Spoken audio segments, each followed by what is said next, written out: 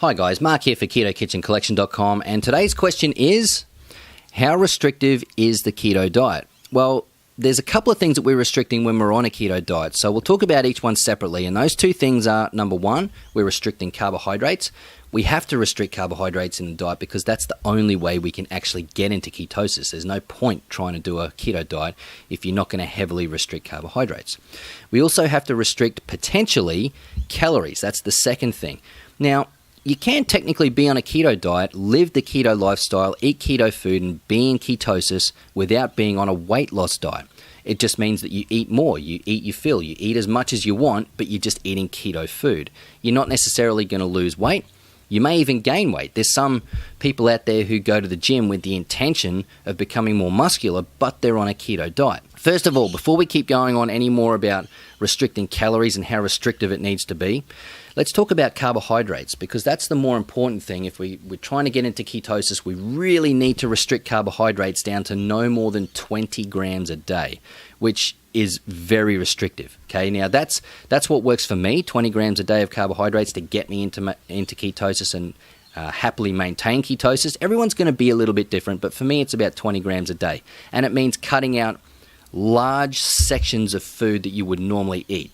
So some of those types of foods, carb-heavy foods, are sugar, no more fruit, almost entirely except maybe for some berries, no rice, no potato or corn or starchy vegetables or those dense, harder vegetables.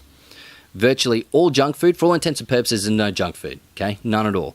And that also goes for takeout meals, whether it's pizza, Chinese food, whatever it is.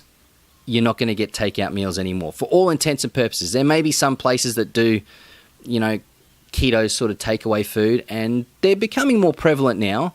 But essentially, all the old takeout food and junk foods that you're used to, you're not going to have those anymore. There's no more milk. There's no more bread or grains at all. At all. No more beer, wine, or cocktails. Now, all these things, it's not an exhaustive list, but you can understand just how restrictive it is. If you're not having potato and a lot of those starchy vegetables or fruit or rice or milk, that's huge. There's no bread, okay?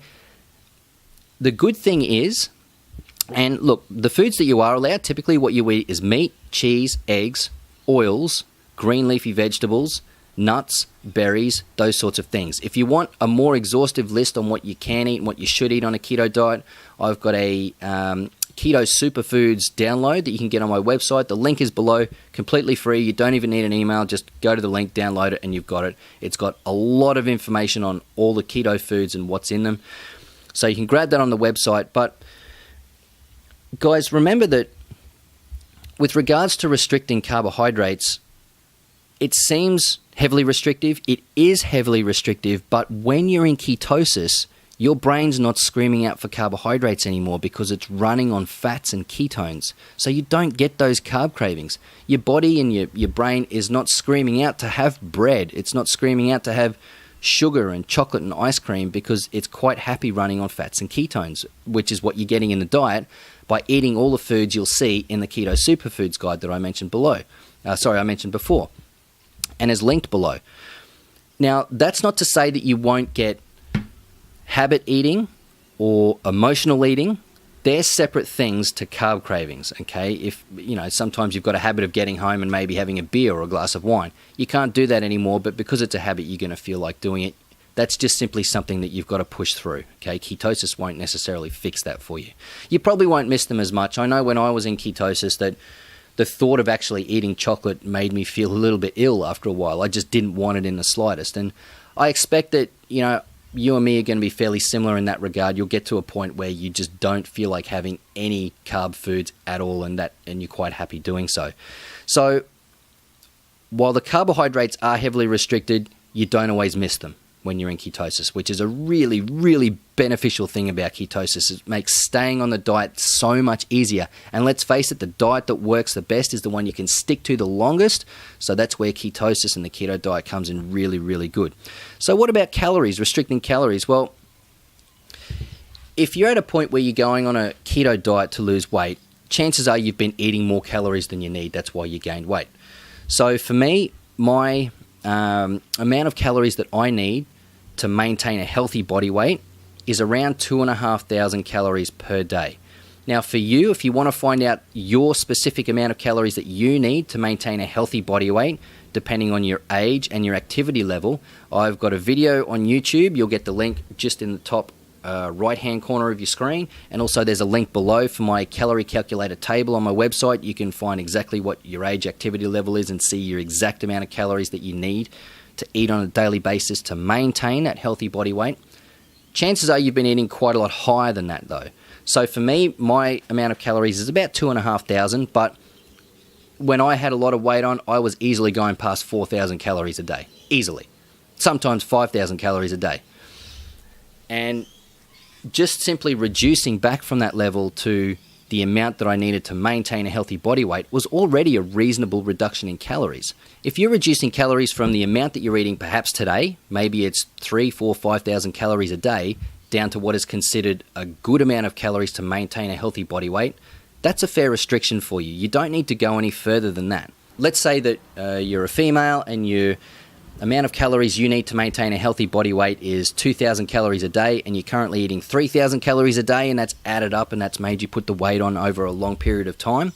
Just go back to 2,000 calories a day and make that the start. It doesn't have to be super restrictive, okay? If you go all the way back to 1,000 calories, you think, oh, I'm on a diet and I've got to restrict calories and I've got to restrict food and I've got to do all that and make myself suffer.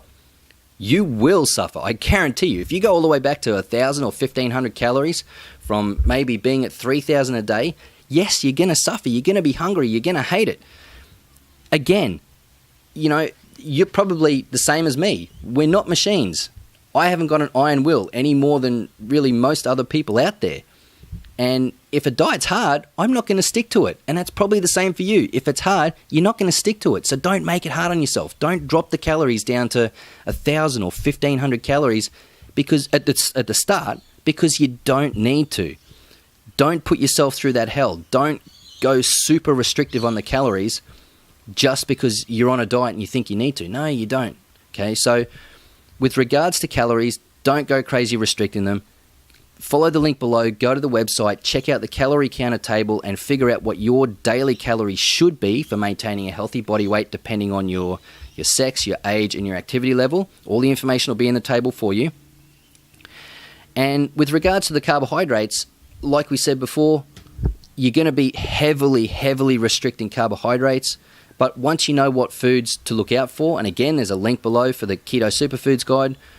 Once you know what foods to look out for, you eat those foods, you get into ketosis, and once you're in ketosis, your brain doesn't ask you for any of those carbohydrate-filled foods anymore, for the most part, okay? So everyone's a little bit different. Some of you may get a little bit of carb cravings every now and again, but for all intents and purposes, you can really say goodbye to the carb cravings for the most part, which is one of the fantastic things about ketosis. So guys, I hope you got some value out of that video. If you did, please like, share, and subscribe, and also join the conversation in the comment section below if you've got any questions at all, and I'll see you guys on the next one.